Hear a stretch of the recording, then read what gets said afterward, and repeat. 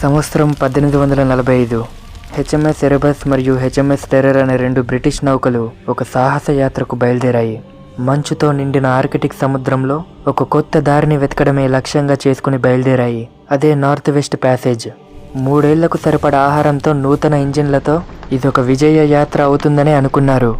Captain sir John ఫ్రాంక్లిన్తో పాటు 129 మంది సిబ్బంది వారెవరూ ఎప్పటికీ తిరిగి రాలేదు. సంవత్సరాల తరబడి వారి కోసం వెతికారు. కానీ దొరికిందేంటి? కేవలం ఖాళీగా పడి ఉన్న గూడారాలు, ఒడ్డుకు కొట్టుకొచ్చిన పడవలు, అర్థం కాని కొన్ని సందేశాలు. కొన్ని కథనాలు వాళ్ళు ఆకలితో చనిపోయారని చెప్పాయి. మరికొన్ని నరమాంస భక్షణ జరిగిందని కూడా సూచించాయి. సరిగ్గా 150 ఏళ్ల తర్వాత ఆ 2 నౌకలు దొరికాయి. ఆర్కిటిక్ మంచు కింద దాదాపు చెక్కు చెదరకుండా ఉన్నాయి. కానీ ఆ 129 మందికి అసలు ఏమైందనేది ఈనాటికి వీడని రహస్యం.